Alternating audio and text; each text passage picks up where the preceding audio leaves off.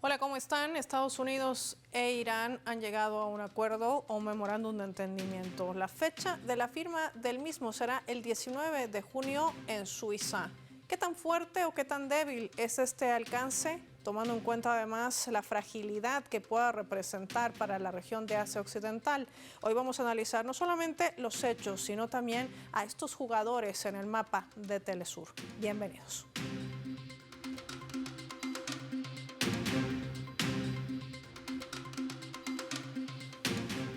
Por esta razón les proponemos desplegar nuestro mapa y revisar algunos datos claves para poder entender de qué va este memorándum de entendimiento, qué tan frágil o qué tan poderoso será este nuevo acuerdo de paz entre Irán y Estados Unidos.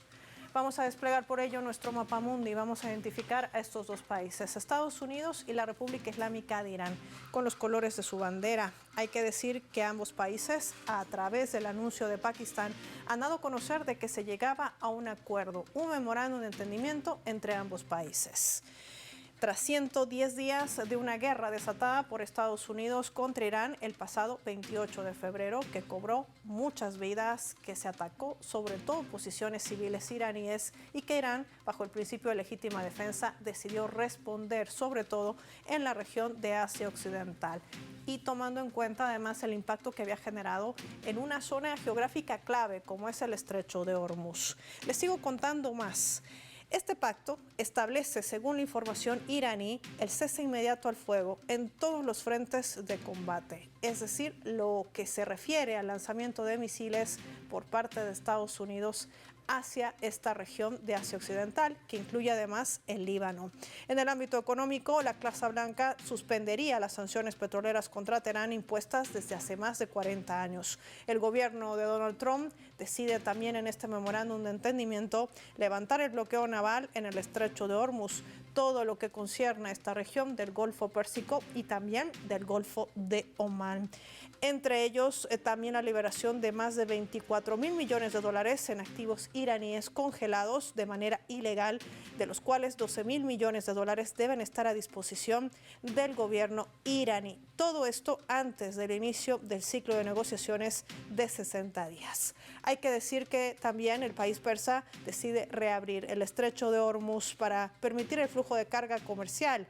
Este paso será crucial para la estabilidad energética global, ya que por este corredor, recordemos, circula cerca del 20% del total del petróleo, sobre todo de los países que allí la conforman. Y esto está generando bastantes reacciones, sobre todo en posicionamientos, pero dentro de nuestro mapa también iremos colocando los distintos actores. ¿Qué representa este paso tanto para Estados Unidos como para Irán? Hoy lo analizamos con nuestros invitados.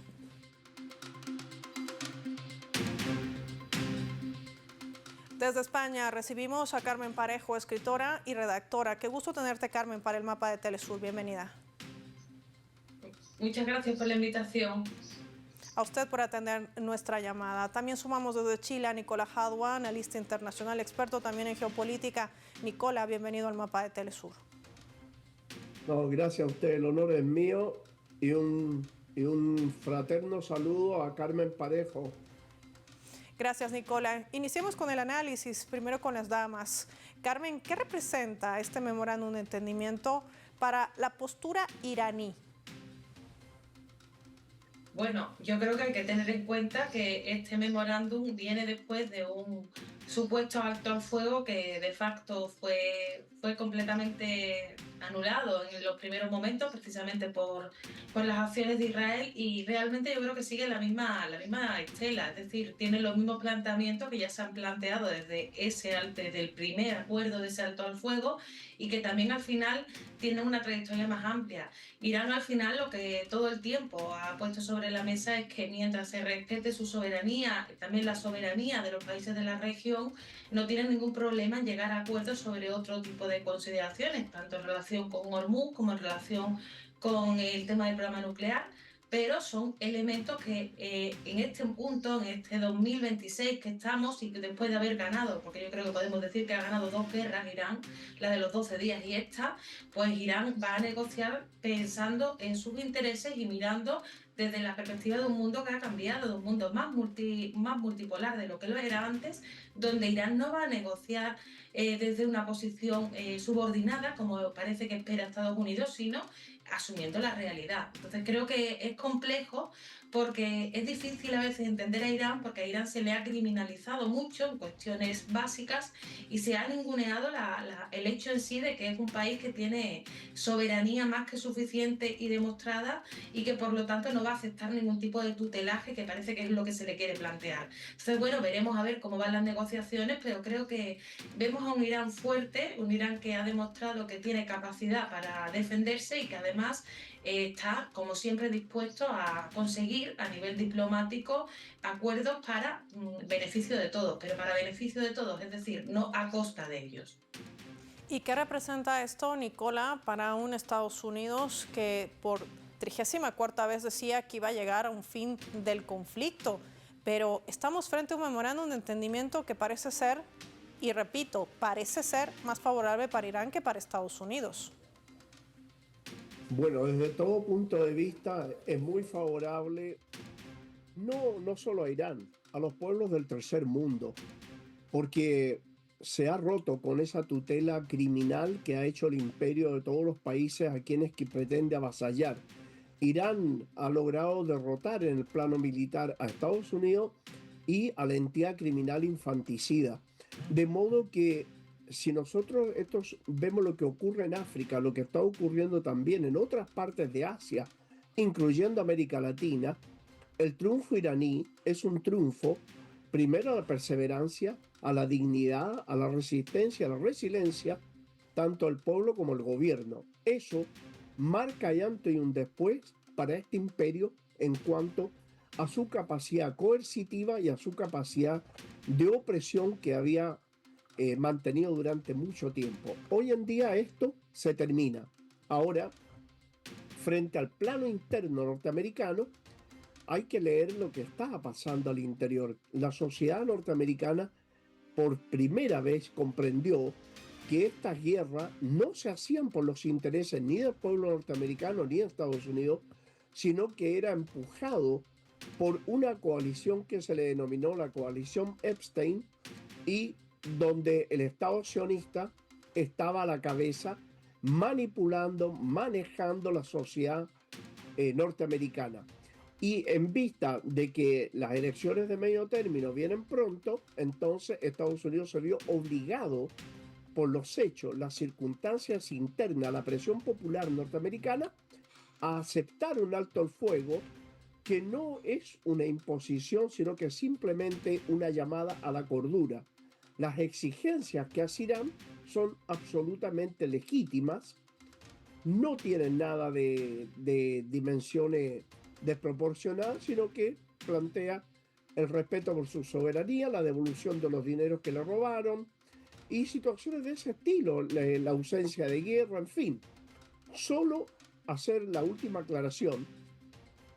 Irán no sufre sanciones económicas, sufre agresiones económicas. Estados Unidos habla de sanciones y utiliza un término que es bastante mentiroso porque aparece como que está sancionando un país que ha cometido actos repudiables o actos agresivos. Irán ha sido absolutamente agredido económicamente, por lo tanto, sugiero eliminar el término sanciones. Correctamente, sobre todo cuando se habla también del congelamiento ilegal de sus activos, ¿no? Lo que las autoridades iraníes han calificado como un robo flagrante y abierto. Le pido a Carmen y a Nicolás que se mantengan en línea. Cuando nosotros regresemos de la pausa, vamos a analizar también estos otros escenarios. ¿Cómo queda la política interna de Israel? Alguien que dice que no se sumará a este acuerdo. ¿Qué pasa con el Líbano, con Gaza, que son dos de las causas latentes de lucha también del pueblo iraní? ¿Y qué va a representar además los últimos movimientos que intenta hacer Estados Unidos? De esto y más hablamos al volver, no sin antes compartirles nuestra escala.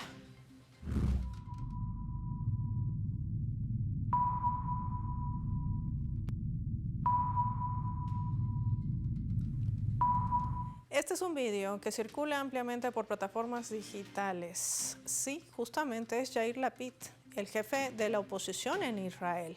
Este es parte de uno de sus tantos mensajes que ha sido difundido a lo largo de estas últimas horas.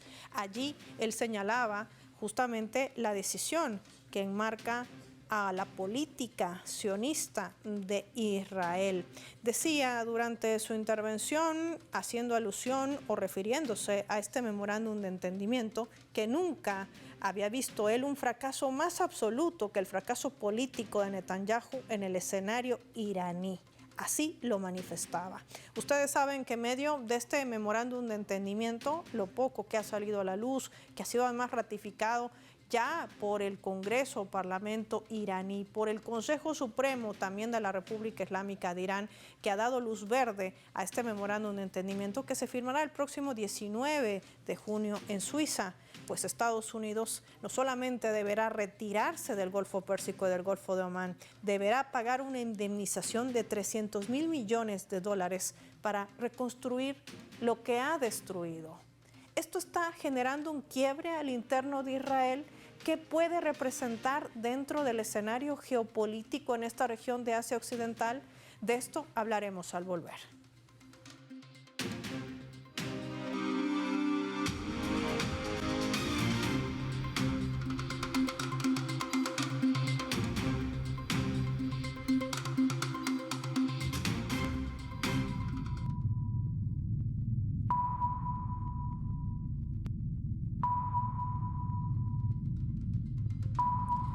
Vamos a sumar también otro elemento para el análisis a través de la fotografía. Es parte de lo que está generando en este momento Israel. Los bombardeos que no se han detenido al sur del Líbano y sobre todo los cientos de ciudadanos que se ven obligados a abandonar sus hogares. Estamos hablando de un desplazamiento humano forzoso.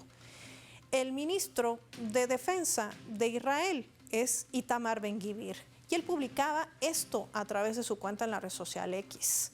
Él decía que Israel es un país soberano, independiente y que no estará subordinado a los Estados Unidos ni obligado a cumplir con el acuerdo propuesto por Donald Trump con Irán, argumentando que ceder a la presión internacional siempre ha costado vidas de israelíes en el pasado. Y esta autoridad ha salido también a contradecir las últimas declaraciones del inquilino de la Casa Blanca. Esto ha generado un sinfín de reacciones en plataformas digitales dentro de la propia política interna de Israel. Y no me refiero a la oposición a la cabeza de Yair Lapid, también dentro de la composición del propio gobierno de Benjamin Netanyahu. ¿Qué representa este escenario? Analicemos.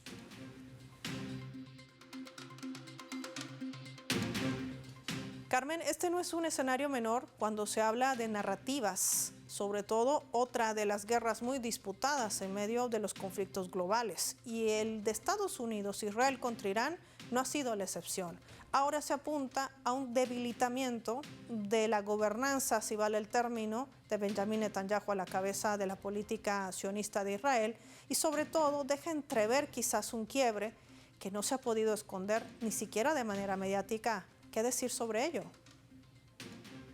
Bueno, yo creo que resumiendo, porque es complejo realmente la cuestión, pero resumiendo podemos determinar que al final lo que es Israel es un enclave colonial de Occidente en Asia Occidental y lo que vemos es la evolución natural de este tipo de colonización por colonos que se han visto en otros escenarios como en Argelia y como en otros escenarios. Israel lleva con una crisis política persistente interna desde hace mucho tiempo, de 2019 a 2022 tuvieron hasta 5 procesos electorales.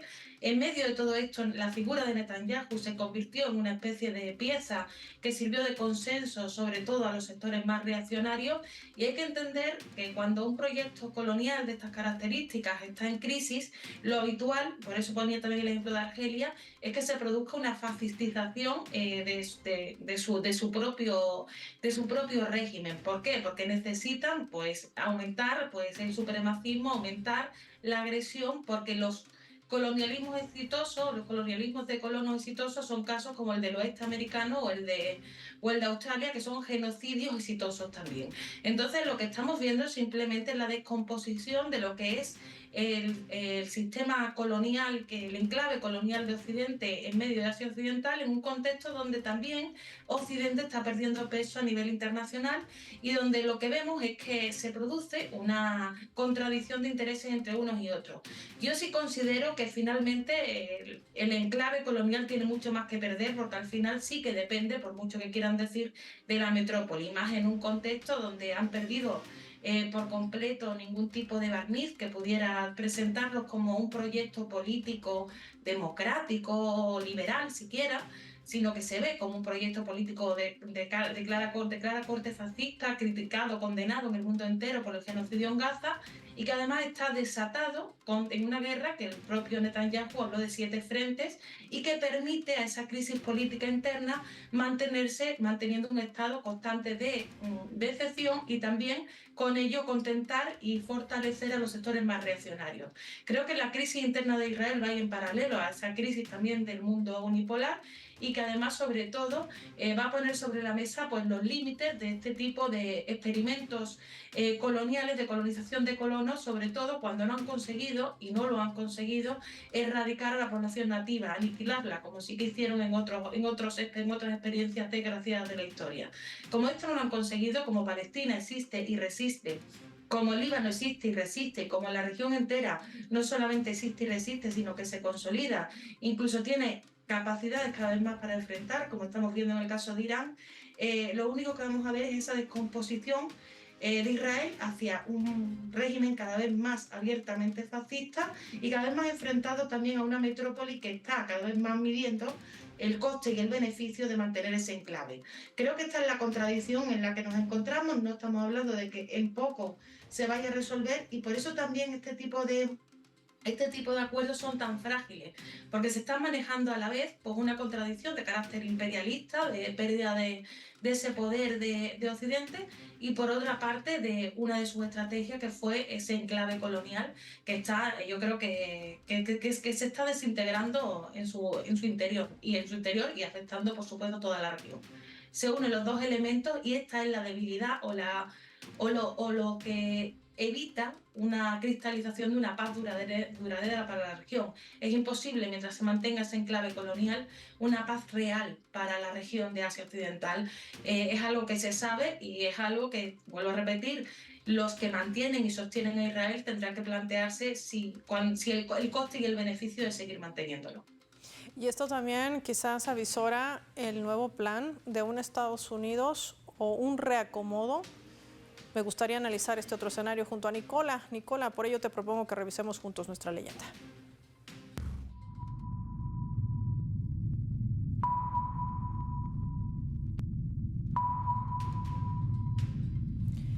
El vicepresidente de Estados Unidos, J.D. Vance, daba esta jornada una conferencia de prensa y sobre todo entrevistas ante medios de comunicación estadounidenses.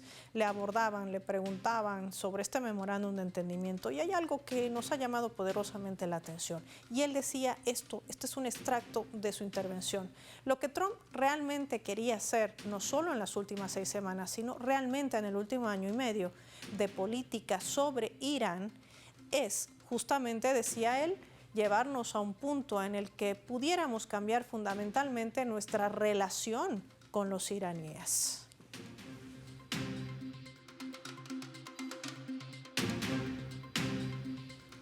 Nicola, ¿a qué se debe este cambio? Un nuevo escenario de relacionamiento con Irán, dice J.D. Vance. Además, sumaba el hecho de que hay que pagar al pueblo iraní 300.000 millones de dólares para la reconstrucción. O sea, lo que destruyeron lo tienen que pagar, literalmente. ¿Hay un reacomodo? ¿Tiene algo que ver las elecciones de medio término? ¿Qué otros elementos sumamos? La verdad que Estados Unidos ha comprendido que su accionar político, militar y diplomático en Asia Occidental ha sido siempre de avasallamiento de los pueblos de la zona, ya sea invadiendo, asesinando, apropiándose de los recursos. Esta vez quedó demostrado que ellos ya no pueden seguir con esa política del garrote directo. Entonces, también han comprendido que el apoyo irrestricto a Israel le está significando a Estados Unidos costos gigantescos, no solo en lo económico, no solo en lo político, no solo en la imagen mundial, sino que también en el plano interno. Ellos están observando lo que ocurre al interior de Estados Unidos. Por primera vez, el 60% de la población norteamericana se manifiesta abiertamente en contra del Estado de Israel, y más del 70% en las encuestas ha dicho estar descontento de la manipulación que hace Israel de la política norteamericana. Claro, ellos ya se han dado cuenta y han conocido de que hay 84 legisladores norteamericanos que tienen la nacionalidad israelí y norteamericana. Entonces hay una situación que también está unido al quiebre económico interno, a la pérdida de mercado, a la pérdida de influencia norteamericana en todos los ámbitos, que ha hecho que la vida del pueblo norteamericano se precarice de una manera cada vez mayor. Hay 52 millones de pobres y la gente no se explica por qué no tienen asistencia médica o social cuando se gastan cientos de miles de millones de dólares por apoyar a un Estado que no les proporciona absolutamente nada. Entonces ellos dicen, bueno, quizás tener buenas relaciones con Irán y tener buenas relaciones con el mundo árabe podría ser mucho más beneficioso para Estados Unidos que seguir manteniendo un Estado que solo significa molestia, gasto, y a la larga Estados Unidos no ha podido disfrutar de nada. Vale decir, si se piensa que el Estado criminal es una base militar norteamericana en la zona para proteger el saqueo norteamericano de la zona, bueno, a Estados Unidos le ha salido mucho más caro esto que tener buenas relaciones con los países árabes y con, específicamente me refiero a Irán, a Irak, al Líbano, a Siria, al propio pueblo palestino. Lo que significa Israel es solo gasto, guerra y problemas. Sin embargo, tratando de ver la ecuación costos versus beneficio, para Estados Unidos es mucho más beneficioso modificar su conducta hacia los árabes y hacia el pueblo iraní que seguir apoyando a un Estado criminal infanticida que cada vez goza de más desprestigio en el mundo entero. Igual nos mantenemos muy alertas de los movimientos que se den en las próximas horas de estos actores geopolíticos que siguen manteniendo en tensión no solamente la región de Asia Occidental, sino el resto del mundo. Agradecer a Carmen Parejo, a Nicolás Jadua por haber compartido su valioso análisis y su visión respecto a este tema. Finaliza el programa y lo hacemos revisando nuestros vectores.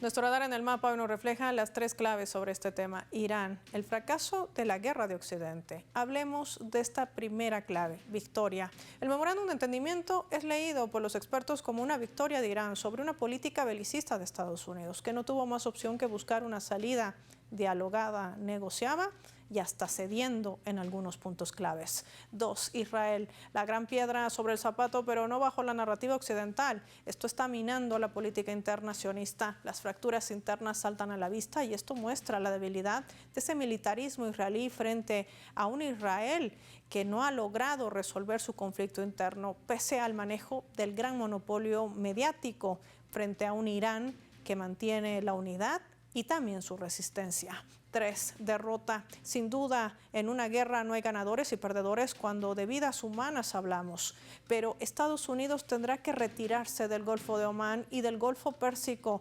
determinando la retirada de sus tropas en este bloqueo naval ilegal que ha mantenido contra el pueblo persa. Además, tendrá que indemnizar al pueblo iraní con $300.000 millones para reconstruir lo que él mismo ha destruido. Soy Paola Pérez y nos vemos en otra edición del Mapa.